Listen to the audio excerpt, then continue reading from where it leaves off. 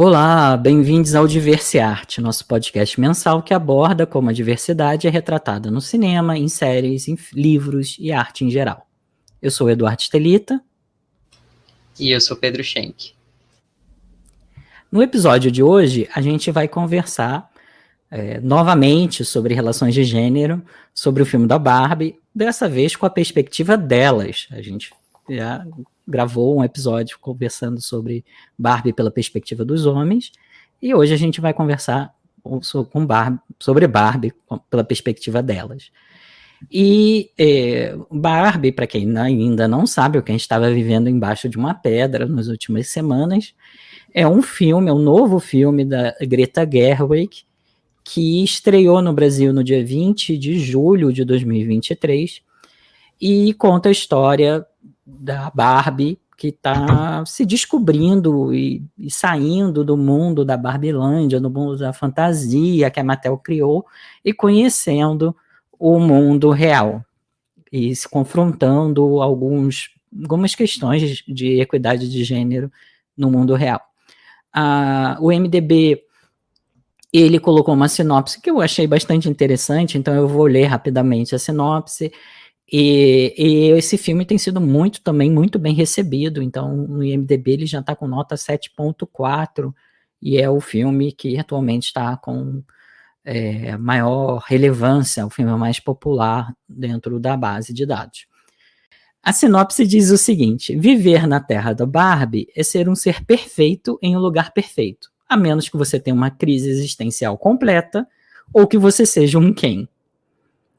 E para alimentar a conversa hoje, a gente convidou a Thalita Castro e a Mirelle Lima para trazerem as perspectivas delas. Então, acho que é interessante a gente começar também conhecendo um pouquinho de vocês contando um pouco o que vocês fazem, quem vocês são, que espaços vocês ocupam na sociedade, e aí a partir daí a gente vai tocando a nossa conversa sobre o filme. Primeiramente, obrigada pela oportunidade de estar aqui com vocês. Sempre um prazer, né, Edu, estar com você e com o pessoal. Eu sou a Thalita, sou profissional de recursos humanos há mais de 10 anos. Também sou educanda em diversidade e inclusão. Eu falo que educanda porque eu estou sempre aprendendo. E aí, eu estou hoje também trabalhando como maquiadora profissional, um cargo B. Sou mãe de pet, tenho 8 em casa, esposa do Vi, e estou muito feliz de estar aqui, poder contribuir aí com um tema tão importante, tão relevante e que eu gostei tanto, que foi o filme da Barbie. Olá, gente. Primeiramente, obrigada pelo convite. É um prazer estar aqui hoje para falar de uma coisa tão legal quanto Barbie. Eu sou jornalista, tenho 22 anos, sou jornalista e agora também estou estudando letras, fazendo uma segunda faculdade de licenciatura em letras. Sou completamente apaixonada por cultura pop, fã de tudo que envolve filmes, músicas, livros. E estou muito feliz para estar aqui hoje falando sobre Barbie, principalmente com um recorte que eu gosto muito, que é essas relações de gênero. Então, prazer estar com essas convidadas aqui hoje para falar sobre relações de gênero. Eu e o Edu, a gente já fez a parte 1 desse tema, a gente falou mais sobre as nossas vivências. Então, antes de ouvir esse episódio, é interessante que vocês escutem também o nosso lado, né? O Edu falando sobre uma vivência de uma pessoa que não brincou muito de Barbie, e já a minha infância inteira foi Barbie, então a gente trocou uma ideia muito legal. E agora a gente quer escutar a visão, né, por elas, de como que foi esse impacto do filme, né? Porque mundialmente impactou todo mundo de forma diferente. Mas eu queria saber agora de vocês, qual foram os pontos altos do filme para vocês, para a gente começar. Bom, eu assisti há muito pouco tempo, alguns minutos atrás, e achei primeiramente fantástica a produção, impecável o filme do início ao fim, a fotografia, o roteiro, os atores, atrizes, foi muito, muito bom mesmo. As referências, consegui pegar muitas de outros filmes, de marcos históricos, E achei que trouxe uma reflexão muito importante sobre os papéis de gênero, sobretudo sobre a questão de se explorar o interno masculino e de se elaborar as próprias angústias, né, por parte do homem, que muitas vezes os filmes com temática do feminismo, do patriarcado, não têm esse cuidado, né, de trazer a questão do homem, né, e sim a questão da luta feminina, que está super certo também. Eu trouxe aqui alguns dados, e aí vou passar bem rapidinho, né, que eu pesquisei. Bom, a primeira Barbie foi feita em 1959, né, e apenas em 80 que a gente teve a primeira Barbie negra, em 97 a primeira Barbie cadeirante, e somente em 2015 a gente teve o primeiro comercial com um menino.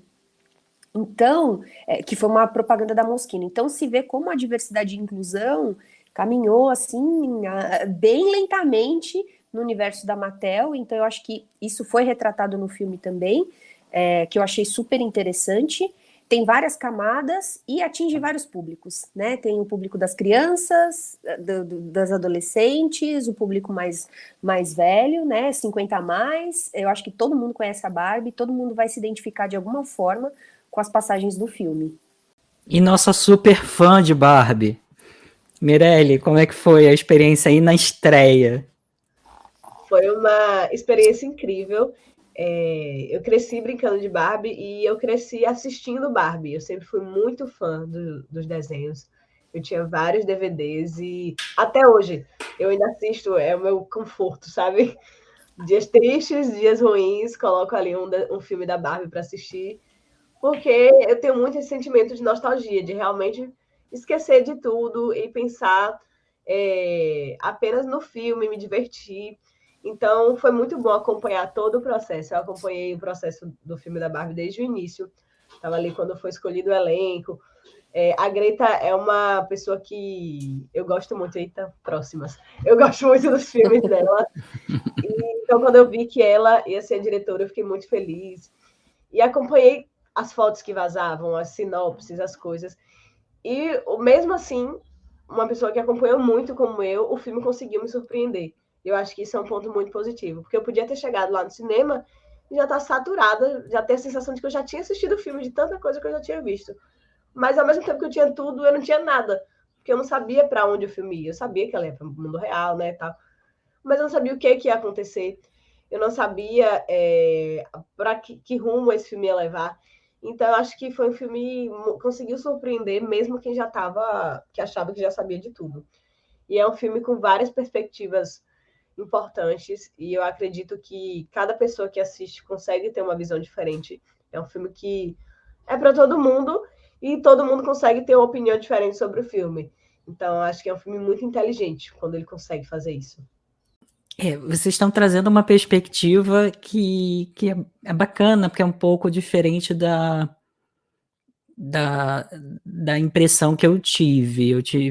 Que a gente até conversou no último episódio, que eu tive a impressão de que ele foi um filme feito mais para nossa geração, para nossa idade, para as pessoas que estão com mais de 20 anos. Eu acho que se ele fosse talvez um filme para crianças, ele não teria tido o mesmo sucesso, até porque não sei, aí pode ser uma impressão minha também. A Barbie não tem o mesmo peso simbólico hoje em dia que tinha para as crianças de hoje em dia que tinha para as nossas infâncias. Então eu acho que ele toca muito nessa coisa do saudosismo, né? E eu me lembro que eu tive pessoas próximas que falaram: posso levar os meus filhos para ver Barbie? Eu, quando comentava, eu assistia, posso levar os meus filhos para ver Barbie? E aí eu ficava assim meio, putz, então, eu não sei se sua filha pequena, com 3 anos, com 4 anos, se ela vai entender alguma coisa, não sei se uma filha pré-adolescente vai entender outras coisas. E a Mirelle mudou a minha percepção, porque você compartilhou mais cedo como foi conversar com a sua cunhada de 11 anos, né? Como foi a percepção dela do filme? O que ela conseguiu captar e entender? Eu saí do filme pensando, gente, as crianças não vão entender nada desse filme, que criança não vai conseguir assistir esse filme. E aí, inocente, né? Questionando, né? Achando que realmente as crianças não iam entender. E aí, quando eu conversei, a minha cunhada, ela tem 11 anos, e aí ela falou que ela foi assistir Barbie, se eu não me engano, na semana do aniversário dela, e ela contando que ela tinha que assistir, porque todas as amigas dela da escola iam assistir, ela ia chegar na escola e ia estar todo mundo falando sobre Barbie. E aí eu fiquei, gente, o que esse tanto de criança vai entender sobre o filme? Porque é um filme muito voltado para mulher jovem jovem adulta, e quando ela me falou da percepção dela, eu fiquei surpresa, porque eu achei que ela não ia gostar, inclusive. E ela disse que amou, que achou muito bom, que era um filme muito colorido, muito divertido, que isso a gente já espera, né, que vai pegar para a criança. E que ela gostou muito que a Barbie não ficou com o Ken no final, porque o Ken era o chato, porque os meninos eram muito bobos, que era muito engraçado ver os meninos daquele jeito. Então, eu fiquei muito surpresa por perceber que algumas crianças, não dá para generalizar, porque eu acho que tem crianças também que não gostaram, que devem ter achado chato, não devem ter entendido o contexto, mas tem crianças que já conseguem ter essa percepção, que já conseguem enxergar ali no cinema um retrato do dia a dia delas, como é isso. Os meninos bobos da escola dela, que fazem as piadas que ela acha idiotas, eram aqueles homens adultos do filme que agem da mesma forma que eles.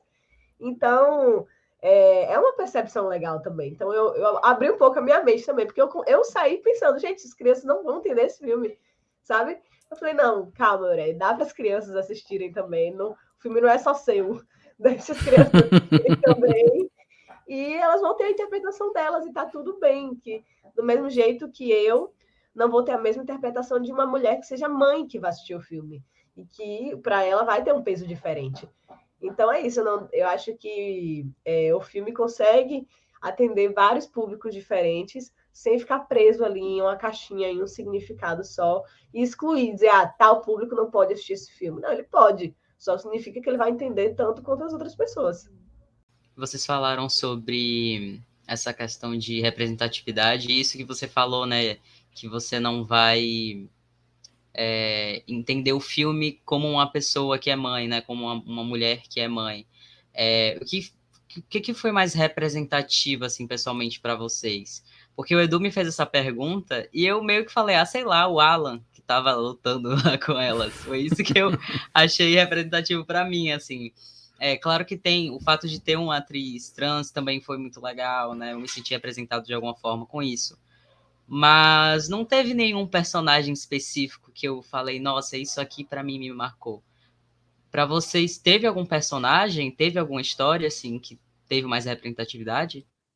Olha, eu confesso que a minha personagem favorita foi a Barbie toda riscadinha e fazendo malabarismos, e eu acho que muitas vão se identificar, porque assim, eu gostava mais de bonecas, né, do que de Barbies, e a minha irmã gostava mais de Barbies, só que ela destruía as Barbies, né, e cortava cabelo, e riscava, então era essa lembrança de Barbie que eu tinha, e eu achei fantástico na hora que ela virou o pé, né, e ela se achou defeituosa por isso, né, por isso que ela foi procurar a Barbie que para todos era a normal, né, que precisava de conserto.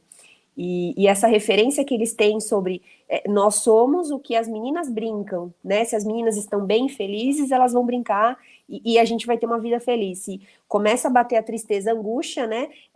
Eu até anotei aqui, quando começa a pensar na morte, se abre um portal para algo desconhecido, né? E isso é muito a caracterização ali, a projeção do que é a vida adulta, né? Você vai migrando para a fase da adolescência, da vida adulta, vai surgindo essas questões que deprimem, né? Responsabilidades, angústias, perdas, relacionamentos. É uma fase complicada, né? E o filme trouxe isso. Então, eu gostei bastante dessa personagem e dessa passagem aí, dessa referência que ele trouxe. Eu me identifiquei muito com a Barbie estereotipada da Margot, porque em todos os momentos de crise, quando ela estava em surto, eu olhava para o lado, assim, para minha amiga que foi assistir comigo, e eu falava, ela sou eu, porque quando ela estava lá chorando, pensando que ela não era boa o suficiente em nada, que ela não sabia o que ela queria fazer, que ela tava se sentindo feia, tava se sentindo burra, tava sentindo tudo. Eu me vi muito nela, porque eu constantemente tenho crises igual a ela. Então, eu me identifiquei muito nessa parte e eu achei muito incrível a maneira que o próprio filme brinca com isso, porque na cena que a narradora fala, quando a Barbie tá chorando falando que ela é feia, e a narradora fala que a Margot Robbie não é a melhor pessoa escolhida para falar isso. Então, a maneira que o filme brinca com isso, de que eu achei muito interessante, e de que muitas vezes a gente tem essa visão de que, mas ela já é linda, porque ela tá tendo. Não, gente, ela não vai ter. E ela tem as inseguranças dela também. A própria Barbie, apesar de ser a Barbie estereotipada, a Barbie padrão, ela tem as suas inseguranças porque ela se sentia vazia ali na Barbilândia. E eu achei isso muito legal. E quando ela sai para o mundo real, tem uma cena que, para mim, eu achei muito bonita, que é quando ela tá chorando e ela tá no ponto de ônibus, se eu não me engano, e ela encontra a senhorinha e ela fala, você é muito linda. Porque se a gente parar para pensar, na Barbie as pessoas não envelhecem. Ela nunca tinha visto uma pessoa idosa. Então, ela nunca tinha visto uma pessoa real, com marcas de idade. Uma pessoa que realmente não é uma boneca perfeita. E ela achou aquela mulher linda. E autoestima de milhões também, né? Falou assim, eu sei. E ela, eu sei. Então, ela teve contato com isso, que ela viu que a mulher era uma senhora e era linda. Então, quando ela teve esse choque de todos essas percepções que ela não tinha presa na Barbilândia, eu achei muito bonito. E eu me identifiquei muito com a Glória também, em vários momentos, porque apesar de não ser mãe como ela, de não ter a mesma vivência com ela, não tem como não se identificar com o monólogo que ela faz para Barbie. Eu acho que não tem como a mulher que assiste esse filme não se identificar com pelo menos uma frase daquele monólogo, que é muito forte, é muito bonito. Então, consegui me identificar em vários pedaços, de várias maneiras, inclusive com a filha da Glória, porque toda mulher, quando se descobre feminista na adolescência, tem sua fase de, ai meu Deus, sou muito feminista, estou revoltada. E ela levando a Barbie, e aí depois você cresce, você vê que calma, que não é bem assim, que não precisa disso tudo, sabe? No auge da militância ali. Então, eu também tive aquela fase. Eu tive aquela fase de questionar tudo, de criticar tudo. E aí você cresce e você se permite dizer que sim, a Barbie é um produto do capitalismo, mas tudo bem você gostar dela, tá tudo bem você consumir, você não precisa, sabe, criticar o tempo inteiro e ter que abrir mão de tudo. E senão realmente você não vai viver. Então você consegue consumir e essa questão da Barbie ser um produto do capitalismo e tudo isso, e manter o seu senso crítico. E eu acho que o filme é muito bom nesse sentido, porque ele mesmo faz crítica disso. Eu via muitas pessoas perguntando, nossa, como a Mattel deixou um filme desse ser produzido? No filme está a resposta.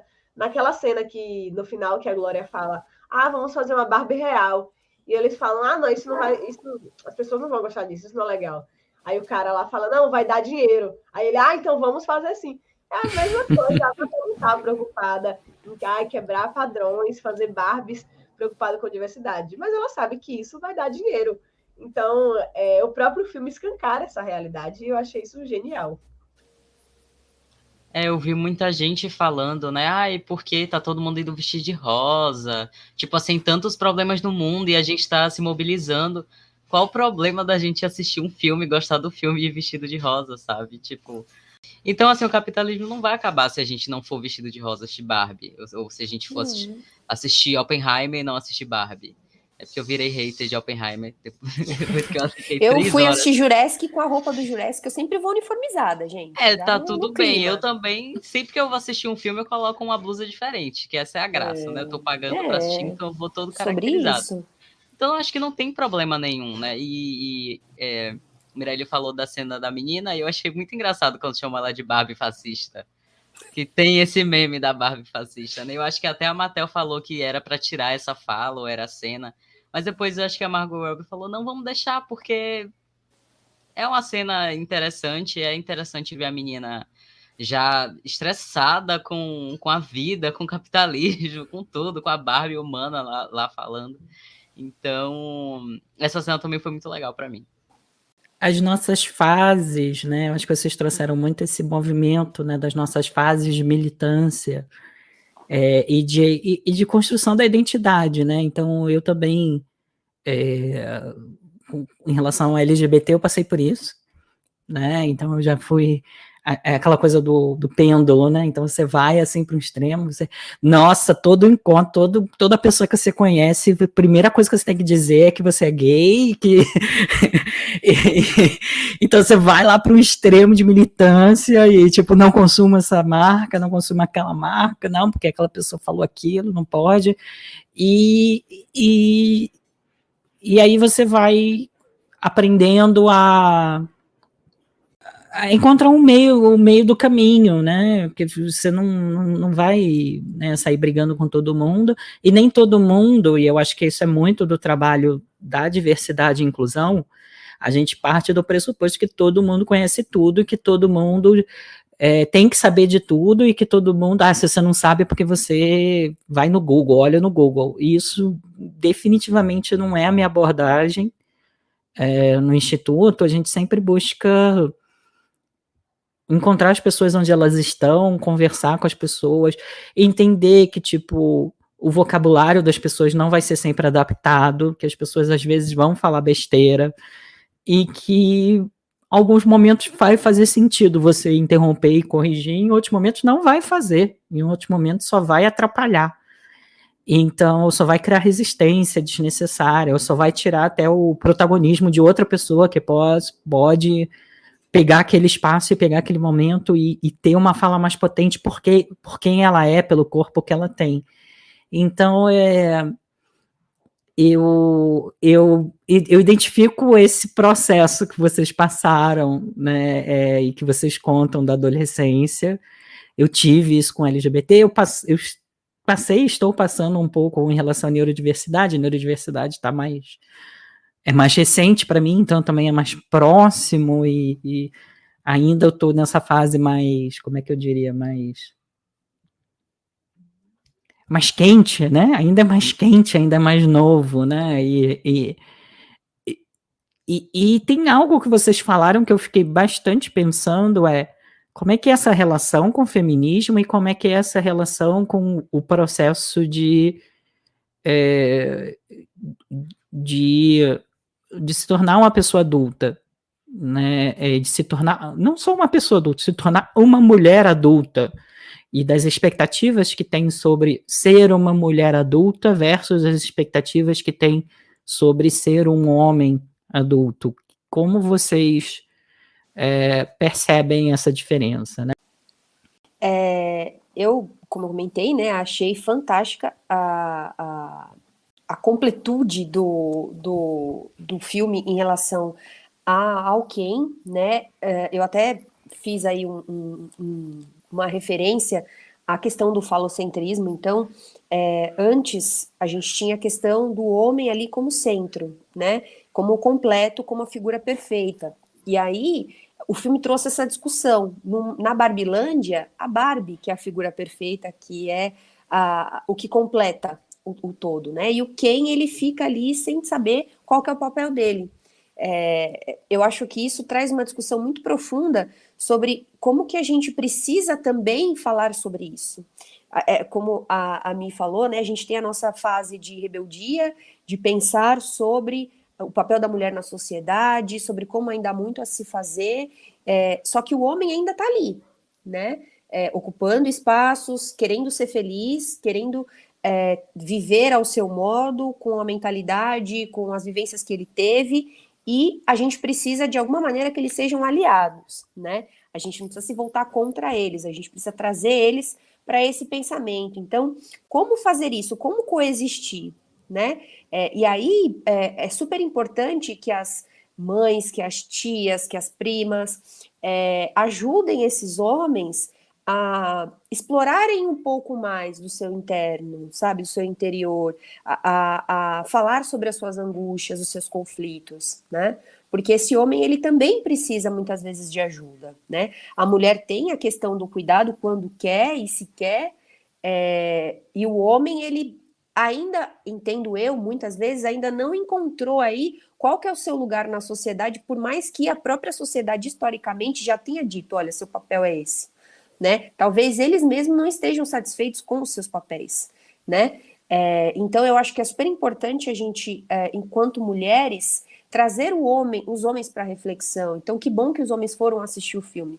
Eu vi muitas críticas, muitos reviews de homens falando, e eu achei maravilhoso, né?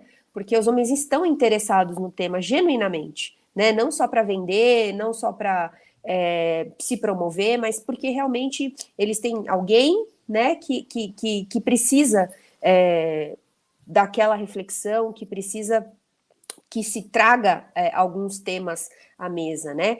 Eu adorei também as cenas com os executivos, eu achei fantástico, porque traz aí o universo dos homens trabalhando juntos e muitas vezes não encontrando respostas, porque está tudo muito igual ali, muito padrão, e tendo que falar sobre mulheres, sendo que eles não conhecem genuinamente o universo das mulheres, porque eles não são mulheres, e aí a representatividade vem forte, mas que eles também têm suas dores, né? Eles também têm suas angústias. Então, eu acho que o filme ele tem várias camadas, né? Como eu comentei, cada um vai ter o seu olhar. É um filme que, como a Mi falou, dá para assistir 2 vezes, até 3, para ir pegando as referências. E eu acho que é um filme necessário para essa fase que nós estamos vivendo, de ressignificação de muita coisa, de entender que, como o Edu falou, né, a gente vai chegar em lugares que as pessoas não sabem, que etarismo, que misoginia, machismo não é legal e que muitos vão continuar reproduzindo essas atitudes, mas que há aqueles que a gente consegue ainda reverter, vamos dizer assim, trazer para o nosso lado. Então, e a gente vai ter que coexistir de qualquer maneira, né, com todas essas pessoas, e como coexistir de uma maneira que traga aí mais igualdade, mais respeito para todas as pessoas, para todas as formas de ser e existir. Eu acho que é exatamente isso.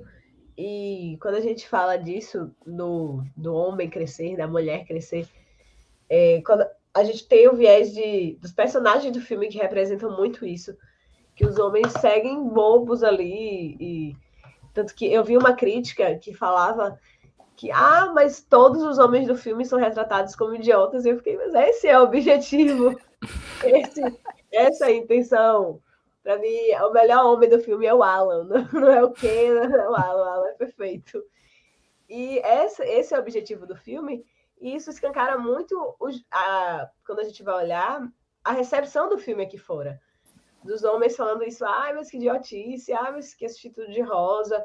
Sendo que é isso, as mulheres não... Quando a gente cresce, as mulheres não podem, não estão mais permitidas a alimentarem a sua criança interior, sabe? A reviverem os seus momentos de infância. Enquanto os homens estão fazendo isso o tempo inteiro, os homens estão gritando loucamente e chorando nos estádios por causa de futebol. Mas, sim, meu Deus do céu, as mulheres fazendo isso num show, que coisa ridícula, que infantil, fazendo isso. Então, é muito escancarada essa diferença.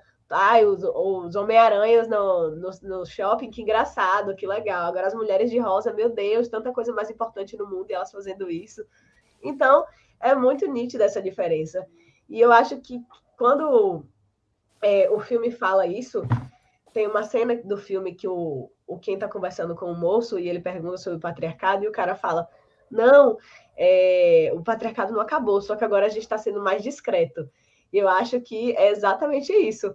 Que por mais que muitos homens machistas tenham esse discurso de que hoje em dia tudo é machismo, hoje em dia não pode falar mais nada. E é exatamente isso, não acabou, continua tudo aí, continua tudo acontecendo. A diferença é que hoje eles conseguem disfarçar melhor, conseguem maneiras de fazer nas entrelinhas ali, mas dizer que se fosse assim, tava tudo tão bom, se fosse realmente assim como eles falam, mas não é. Então acho que o filme deixa isso bem claro, de que ainda há um longo caminho a se percorrer, de que não tá tudo mil maravilhas, não tá tudo perfeito, e que ver isso no filme é muito legal. Tinha momentos, eu tava com minha amiga e com meu noivo no filme, E aí tinha horas do filme que acontecia alguma coisa, aí eu e minha amiga, a gente se olhava assim, automaticamente, sabe? A gente, tipo assim, é isso, é exatamente isso. E meu noivo tava assim, que legal, que interessante, sabe? E ele gostou muito do filme. Ele amou o filme. Mas eu sei que, obviamente, não é a mesma visão de que tinha pessoas na sessão também, eu escutava homens falando, nossa, que idiota. Oxi, como assim? Então eu só pensava, não é para você, meu querido. Você tá achando idiota porque não é para você esse filme, não é sobre você. Então, tem muito isso de quando vê que, sendo que a gente está acostumado com isso o tempo inteiro, porque as coisas não são feitas pra gente, as coisas não são feitas por mulheres nem para mulheres, são feitas por homens e para homens. Então, quando um homem vê um filme desse, que não é feito para ele, pronto, acabou o mundo. Sendo que esse é o nosso dia a dia. E tem uma cena do começo, quando eles vão para o mundo real, que logo que eles chegam, estão andando de patins, e a Barbie fala, tô sentindo um tom de, eu não lembro a palavra exata, de ameaça, de violência no ar, algo assim, tá se sentindo ameaçada, de insegurança. E o Ken fala não, que ele tá sentindo um tom de admiração, que ele tá se sentindo ótimo. E é isso, aquela cena ali representa bem como é o dia a dia, a vida real o tempo inteiro. Queria só pegar um gancho, um minutinho só da Mi. Uma das cenas também que eu mais amei foi a cena da caixa, né, do pessoal lá na sala, um monte de homem pedindo para ela voltar para a caixa, reflete muito o mundo corporativo, né? O Aham Cláudia senta lá da Xuxa acontece todos os dias no mundo corporativo. E aí eu acho que também a gente fala muito como é que a gente promove essa maior equidade de gênero dentro das empresas, né? Como é que a gente promove realmente voz de mulheres e como é que a gente promove uma mulher puxando outra também, né? Mulheres que chegam à posição e que não é automático e não é automático em nenhum grupo de minoritário, né? Minorizado, né? Não é automático que uma pessoa que chegou lá, seja lá onde que é o lá que é definido, que ela vai assim naturalmente, né? Puxar outras pessoas para aquele mesmo lugar. Algumas pessoas vão fazer, outras não vão fazer.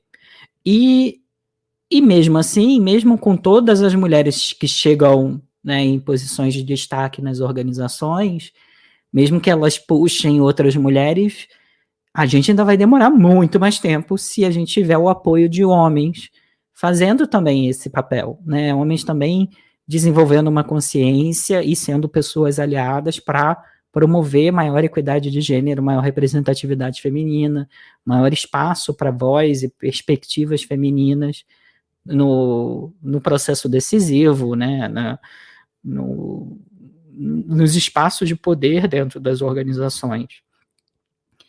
E aí a pergunta que eu faço para vocês é como é que a gente faz isso? Como é que a gente faz isso com executivos, né, que muitas vezes são os executivos que não conseguem sair da catraca porque esqueceram o crachá, né, como o filme mostra. Como é que a gente promove essa consciência e essa ação, né? Não basta só ter a consciência, a ação também desses homens que vocês, mulheres, gostariam de ver no ambiente de trabalho que homens em posição de poder fizessem para abrir mais espaço para mulheres em posição de poder? Bom, do meu lado, acredito que os homens têm que ser conectados genuinamente com o assunto, né? Não adianta tentar colocar ali, impor, a partir de agora você vai contratar metade do quadro de mulheres e vai fazer isso, não. Tem que ser algo que conecte com o propósito dele, né? Que ele pense, que ele ressignifique, porque senão vão ser mais mulheres frustradas por ter a cadeira, mas não ter o espaço, né? Não ter a voz de fala. E falo mais uma vez sobre a questão dos aliados, que eu acho que é super importante a gente ter esse pensamento de não bater de frente, né, com toda a nossa rebeldia interna, né, mas tentar conscientizar, tentar apresentar dados, fatos, números, infelizmente, as empresas são frutos do capitalismo, elas querem lucro, é isso. Acionista quer lucro, quer isso.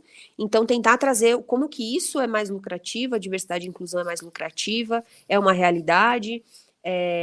Na cena, né, que tem todos os homens falando sobre o universo feminino, né, como é importante ter mulheres que possam ter uma opinião diferente, trazer uma realidade diferente para que o produto, o serviço seja adequado para aquele público específico.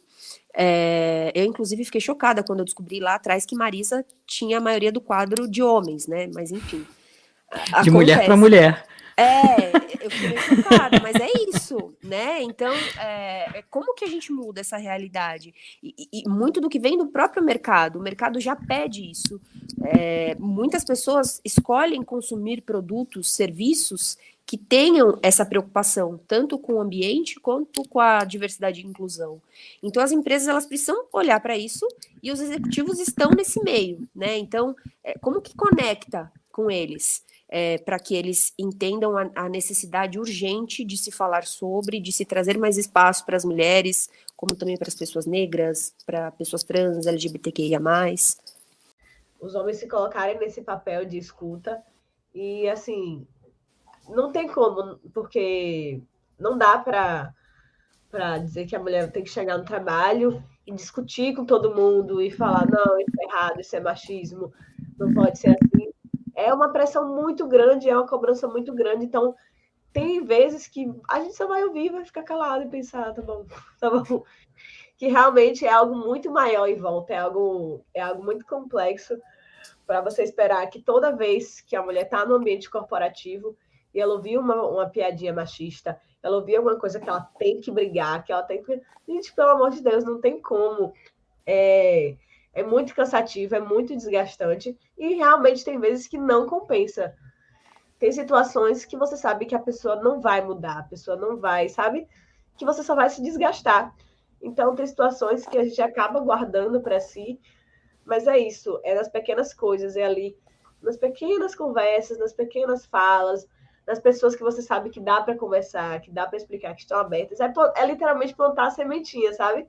Literalmente não, né? Mas é plantar a sementinha ali, porque os passinhos de formiga, você vai conversando com um, conversando com o outro, e vai entendendo. Não dá para esperar que vai chegar na empresa e fazer uma revolução e vai mudar tudo, porque infelizmente não é assim que funciona. Então, e muitas vezes a gente é obrigado, desculpa, é obrigado a ficar quieto, sabe? A reproduzir aquilo ali, ficar calado diante de tudo, porque, querendo ou não, envolve muitas coisas, então não dá para cobrar, que isso acontece muitas vezes, as pessoas acabam cobrando das mulheres, sabe? Uhum. Assim, mas você deixou ele falar isso? Tipo assim, por que você não cobra dele que ele pare de falar isso? Eu não vou chegar para uma mulher e falar, nossa, mas você está trabalhando num ambiente com um cara assim, você tá deixando o seu chefe falar desse jeito com você, sendo que o problema não é ela. Ela já tem tanta coisa para lidar, ela vai ter que ficar o tempo inteiro ainda, sabe, se desgastando. Você tem que cobrar dele, que ele mude o posicionamento, que ele aprenda, que ele passe a enxergar de uma maneira melhor. E não de que a mulher esteja o tempo inteiro ali brigando, senão não tem saúde mental que aguente.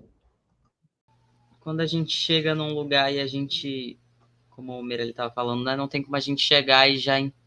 Se a gente impõe, não é bem recebido. As pessoas têm uma dificuldade muito grande de se colocar no lugar do outro, né? No episódio do Por Eles, eu estava até falando sobre a questão do filme, todo mundo querendo se sentir representado de alguma forma, e aí, na verdade, ninguém estava se colocando no lugar de ninguém, todo mundo queria só olhar para si, porque tem várias pautas no filme, né? Eu sei que o filme é bem objetivo, inclusive a gente gostou muito do filme que a gente estava comentando justamente por ele ser bem pontual. O tema é esse, ele não junta várias ideias, né? E mistura toda uma coisa, justamente porque não tem como a gente falar sobre todas as pautas problemáticas do mundo. Mas, de fato, é muito difícil você fazer uma pessoa tentar se colocar no seu lugar e ser empático e realmente entender aquilo que você está querendo falar. E é cansativo também para quem está querendo explicar, né? Eu acho que cansativo é um cabo de guerra, puxa de um lado, puxa de outro, e ninguém chega num consenso ou num equilíbrio. Exato. Tem Tem inclusive uma passagem, né? Desculpa, pode falar. Não, é que eu ia falar que tem uma passagem que a Barbie pergunta para a mulher trans, desculpa, eu esqueci o nome dela, mas olha, o que está acontecendo e tal, e ela fala, ai, que delícia, nossa, esvaziamento, algo desse sentido, né? Não estou precisando pensar que está acontecendo algo errado. E é sobre isso, sabe? Às vezes você cansa de ter que pensar que está errado, de ter que corrigir, de ter que sofrer. O meu marido que é trans, ele tem uma luta também diária de tentar educar as pessoas, só que às vezes cansa, às vezes ele só quer ser ele mesmo, jogar o videogame dele, conversar sobre coisas inúteis e tá tudo certo, sabe? O papel da militância é cansativo. E isso foi trazido no filme também, de que às vezes a gente precisa de um alívio, a gente precisa de um filme da Barbie, tudo colorido, para esvaziar um pouco a cabeça, né? E isso faz muito eco com aquela cena que eu achei maravilhosa, que elas fazem uma cena meio Matrix ali, né? Com o salto alto e o chinelão, né? Qual que você quer? O salto alto? Eu quero o chinelão. Não, mas você tem que... É muito legal, é muito bom, né? Porque é exatamente isso. As pessoas, quando você faz parte de um grupo minorizado, você está numa luta diária e às vezes é uma luta estratégica. E quem não vivencia aquela luta, às vezes não tem a simpatia mesmo, não desenvolve a simpatia de poder falar, olha, realmente é cansativo, né? E por outro lado, assim, eu acho que eu trazendo assim também, voltando para o ponto de vista, né, do Ken, né, do homem, eu acho que esse papel da pessoa aliada, formar pessoas aliadas, você se construir como uma pessoa aliada não é fácil também, é um processo de desconstrução constante.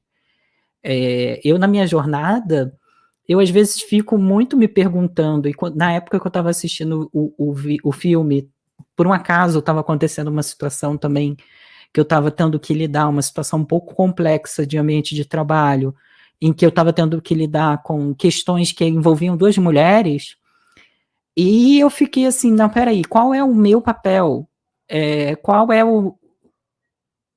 como eu, com o meu corpo, sendo que eu sou, sendo um homem, posso contribuir de uma forma que seja positiva. E às vezes essa escolha eu vou sair, eu não vou participar, né? Às vezes a melhor escolha eu não vou participar, ou eu não vou engajar, ou eu não vou fazer dessa forma, eu não vou ser eu a entrar no meio dessa história. Então, não é uma posição também fácil. Eu acho que a gente tende, às vezes, a subestimar o papel da pessoa aliada.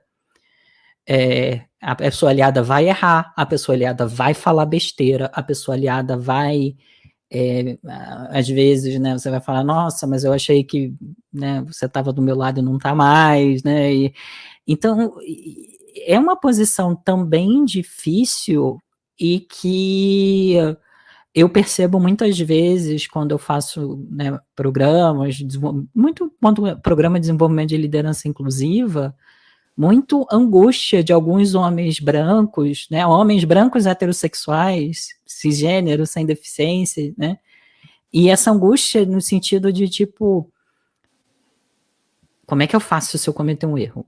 Né? E você vai cometer um erro. E às vezes até evitam, né, Edu? Já que eu não sei como lidar, eu prefiro evitar. Aí eu vou evitar, eu não vou desenvolver as pessoas da minha equipe, eu não vou dar feedback, porque ninguém quer ser chamado de machista, ninguém quer ser chamado de racista, ninguém quer ser chamado de sexista, ninguém quer ser chamado dessas coisas, acusado, né? De assédio, né? Acusado de assédio, né? Essas coisas, e a pessoa talvez ela nem tenha essa consciência, né? Por exemplo, a questão do assédio, né? Para ela não foi assédio, né? Mas foi assédio, mas ela nem sabe que foi assédio, né? Então, eu acho que tem um processo que é bastante de autoconsciência, né? E de introspecção, de reflexão e de terapia. Então, quando a gente fala de saúde mental, a gente fala muito da saúde mental das pessoas de grupos minorizados, né, da mulher, no ambiente de trabalho, da tripla jornada, das pressões, tudo isso E os homens ainda não estão buscando por ajuda em relação à saúde mental. 80% dos suicídios são homens, né? Mais de 90% das pessoas que cometem homicídio são homens. Mais de 90% das pessoas que estão nas cadeias são homens. Então, o homem como instituição é uma instituição doente, né? Não estou falando do indivíduo, eu estou falando como instituição. Tem vários indivíduos que estão adoecidos e que não sabem pedir ajuda, que não aprenderam a pedir ajuda, que não aprenderam a fazer esse processo de introspecção. Então eu achei que o filme mandou muito bem, né? A gente tinha comentado isso no outro episódio, né, Pedro? Que o filme mandou muito bem em não fazer o Ken o vilão, né? O Ken é um personagem ridículo, mas ele não é o vilão, né? E isso eu achei interessante, porque eu concordo muito com vocês, que esse caminho passe também por você trazer pessoas aliadas e construir com pessoas aliadas e construir também com essa insegurança que a pessoa aliada vai ter, né? Porque ninguém nasce sabendo, né? E para se colocar como aliado, todas as pessoas, quando elas têm que se colocar como aliado de alguma causa, porque o primeiro passo é você reconhecer que você faz parte do problema. E o ser humano não é a pessoa, não é, né? Não está pronto para isso. O ser humano não gosta de reconhecer que está errado, que é o problema. E parte disso, da gente reconhecer que a gente é o problema e que naturalmente a gente vai errar. E o que muda é a disposição, de estar disposto a aprender, a buscar, dessa questão da diversidade mesmo, da inclusão, né? De você buscar, de não é dizer errei e pronto, não, eu tô certo e acabou, não foi minha intenção. Mas não, é você errar e entender, não, isso tá errado, não posso repetir isso, tenho que ouvir pessoas, você tem que ouvir, estar disposto a ouvir e entender que você está errado. Então é muito difícil, porque você tem que colocar seu ego de lado, tem que colocar tudo ali para reconhecer de que você não sabe, e que você vai ter que aprender.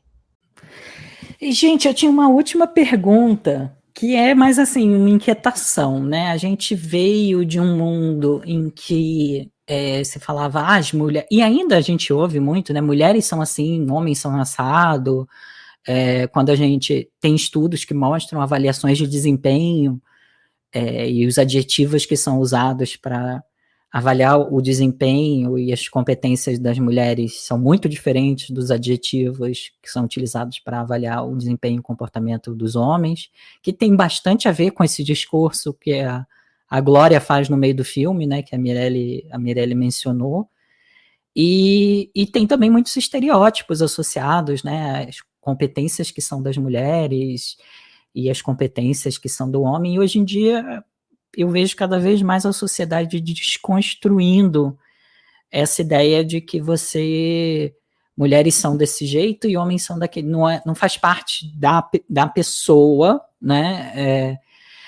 Mas a gente ainda vê muito esse discurso uma energia feminina, uma energia masculina, essa ideia do yin yang, que você tem as energias masculinas e femininas dentro de você, e que as energias femininas são mais energias do acolhimento, da espera, da intuição, e a masculina é mais da realização, da decisão, da certeza. Faz sentido isso para vocês ainda, essa ideia de energias femininas e masculinas? Bom, eu acho que tem muito da questão da biologia, que trouxe aí algumas ideias para algumas culturas, né? Então, a questão dos hormônios, das diferenças aí físicas, biológicas dos homens e das mulheres, que acabaram por acarretar em alguns conceitos que muitas vezes, né, por questão de padrões estabelecidos, foram disseminados aí ao longo dos anos. Acredito eu que a mulher tem alguns dons, mas que, na verdade, nem todas vão desenvolvê-los ou por própria escolha. A questão do cuidado, né? Alguns executivos até defendem, eu trago mais mulheres para o mercado, para a empresa, porque tem a questão do cuidado. Nem todas as mulheres querem cuidar, né? Algumas mulheres querem ser cuidadas e tudo bem. E para mim a experiência de estar casada, de amar um homem trans é uma dádiva, porque eu tenho o melhor dos dois mundos, né? Eu tenho um homem que me entende muito mais, que tem questões assim muito mais profundas. A nossa conexão, pelo menos dos outros relacionamentos que eu tive, é muito mais profunda por conta justamente dessa não binariedade, né? E trazer um pouco da vivência que ele teve enquanto mulher antes da transição, da criação que ele teve. Então ele é essa pessoa do cuidado, né? Eu também sou, mas um pouco menos, né?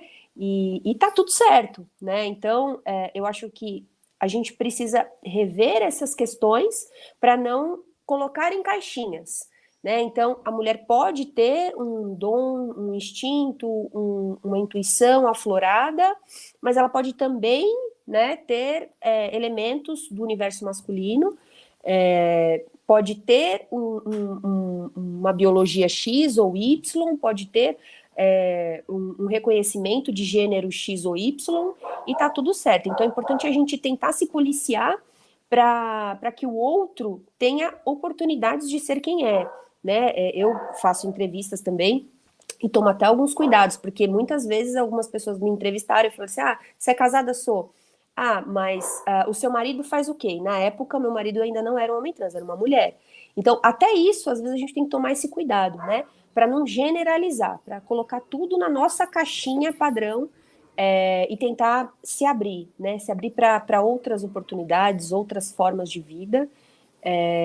E aproveitar o melhor de cada pessoa, né? Independente do que ela é ou do que ela se diz ser, se vê ali que cada Barbie tinha o seu propósito, tinha a sua entrega para a criança que estava ali brincando, tinha o seu papel na Barbilândia, né? Então, eu acho que todo mundo precisa ter esse olhar de o que eu sou, o que eu represento e o que o outro precisa, né, ter de conhecimento sobre mim e como que eu quero ser visto e como eu preciso ser respeitado também, né, na minha individualidade.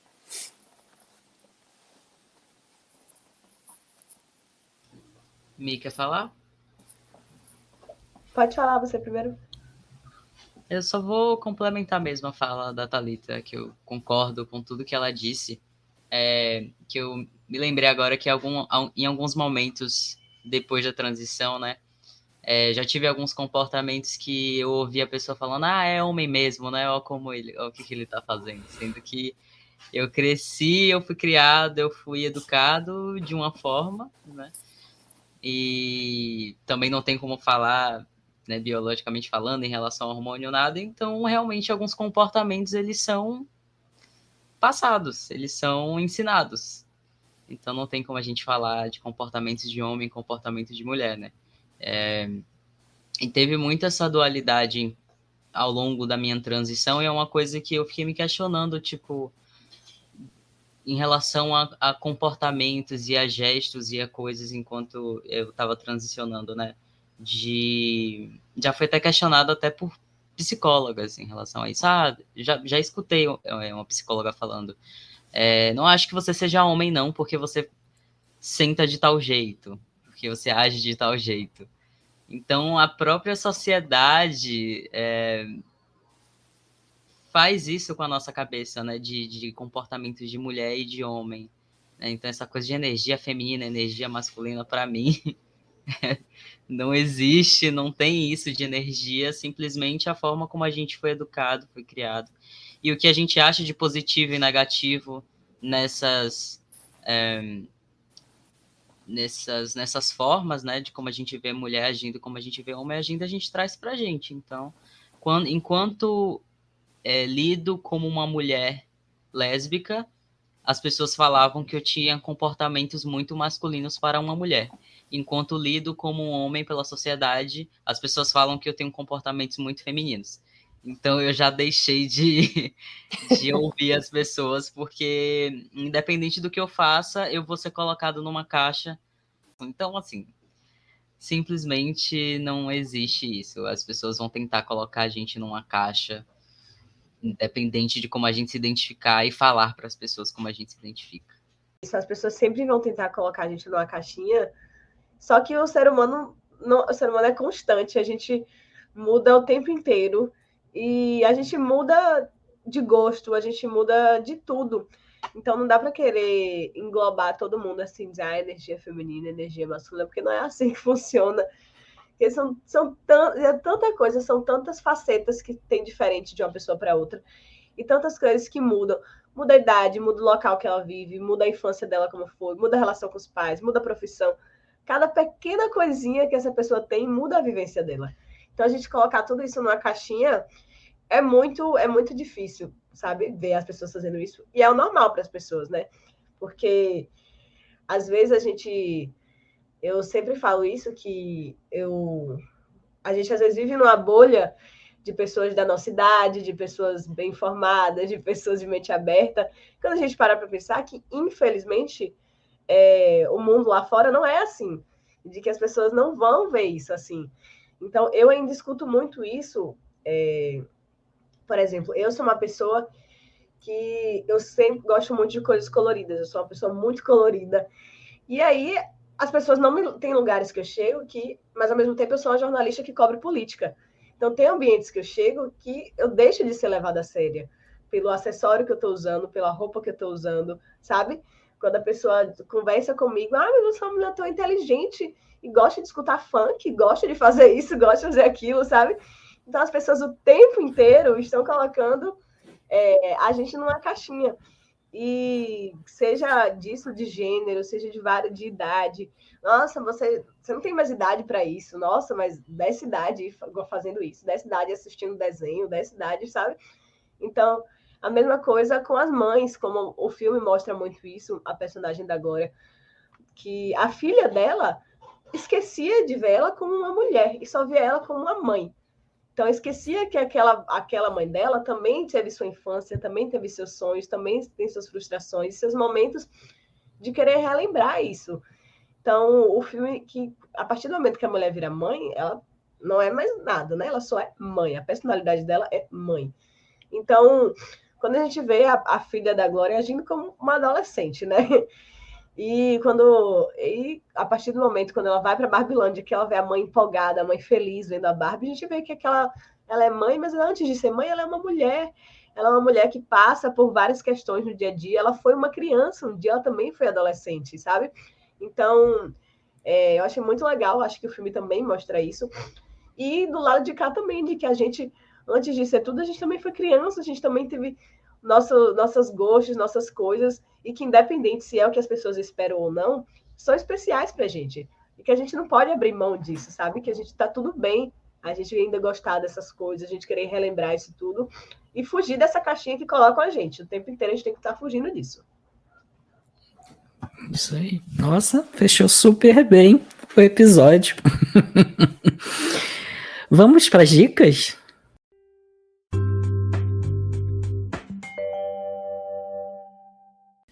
Dica de filme, eu acho que seria... Eu não consigo não recomendar outro que não seja Adoráveis Mulheres, que é da Greta, que é um dos meus filmes favoritos da vida. É da mesma diretora, e é um filme, assim, que eu acho muito importante.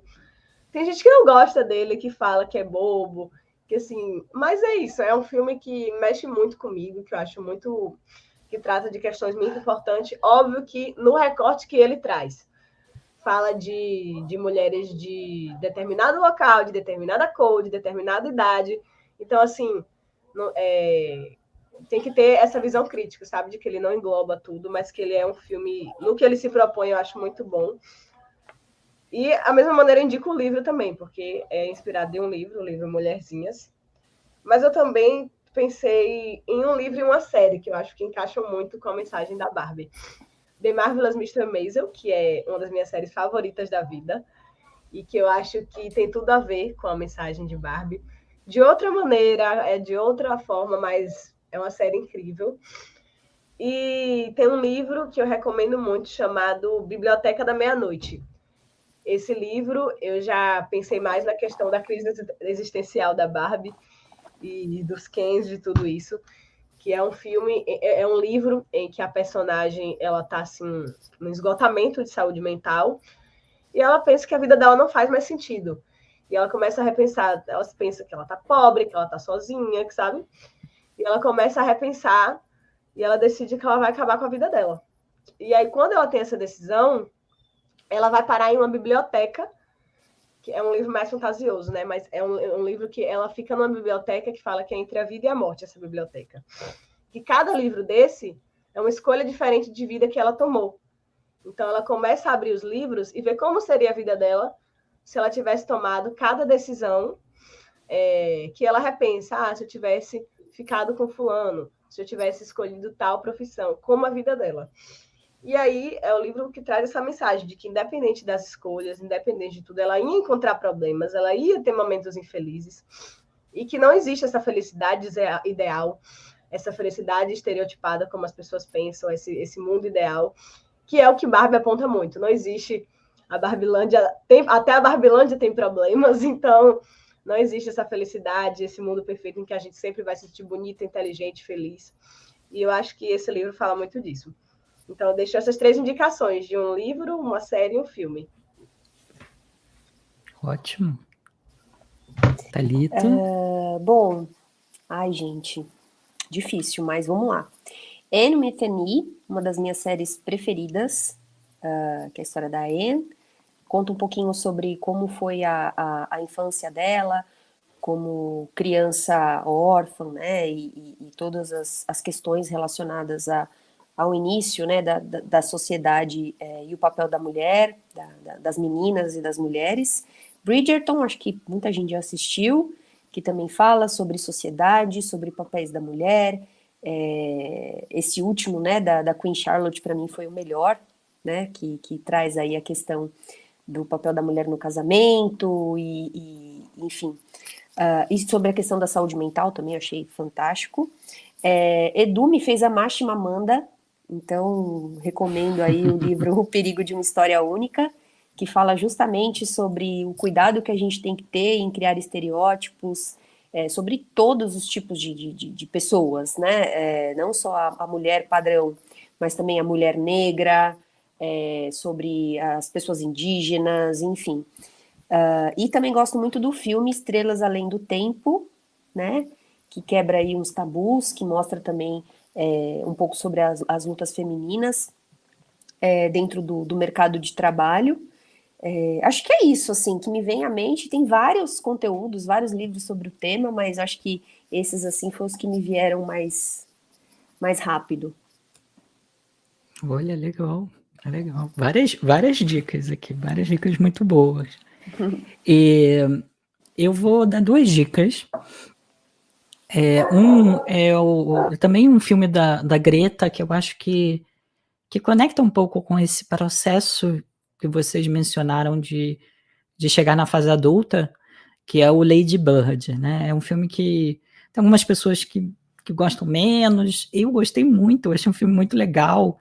Algumas pessoas falam, personagem chata. Personagem é uma adolescente, né? Mas eu achei ela muito cativante, muito real, né? Eu gostei bastante desse filme. Eu acho que, de novo, eu não tenho uma vivência de ser uma mulher, né? Ou de ter uma filha adolescente, mas eu acho que ele me pareceu muito autêntico na forma como descreve esse processo de chegar na fase adulta como mulher.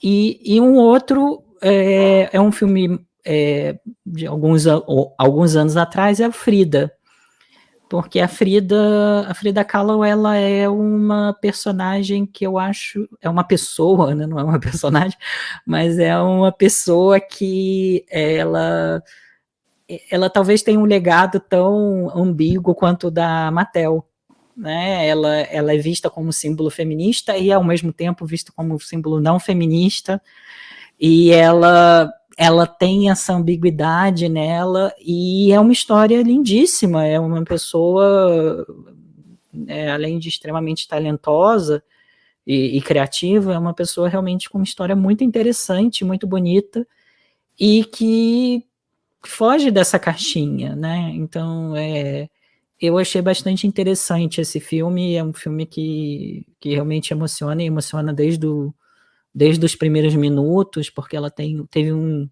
início de fase adulta bastante difícil, né? Ela teve um acidente e ficou acamada por muitos anos, então é realmente um filme muito, muito bonito.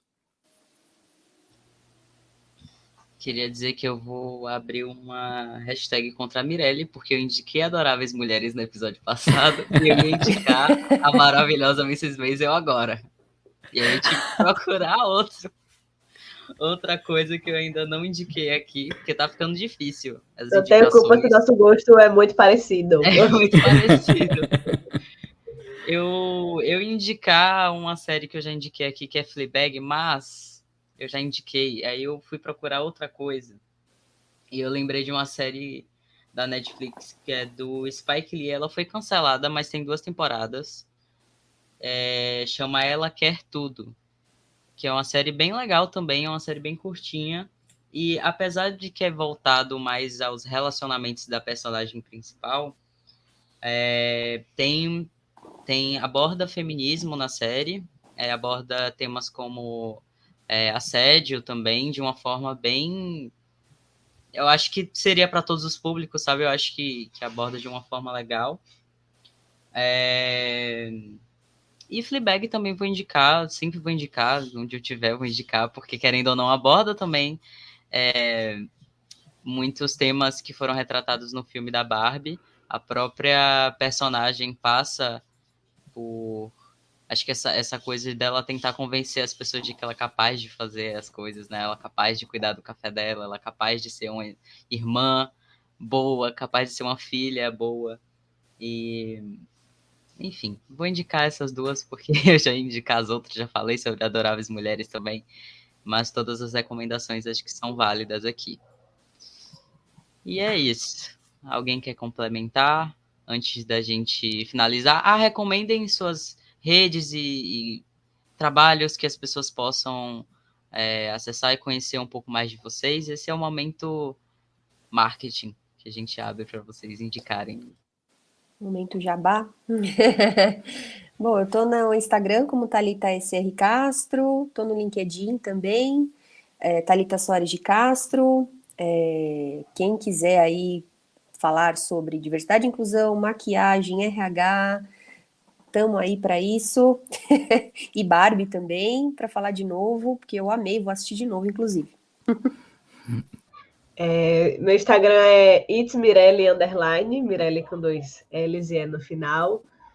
Lá eu também divulgo um pouco das minhas matérias, meus trabalhos jornalísticos, e falo muito de livros também, falo muito de Friends e Taylor Swift, que é a minha personalidade, basicamente. Você vai no show da Taylor? Vou. Oh, que legal que você conseguiu. Foi uma luta, venci a guerra, mas estou lá para quem quiser conversar sobre qualquer coisa do tipo, falar sobre Barbie também. E é isso.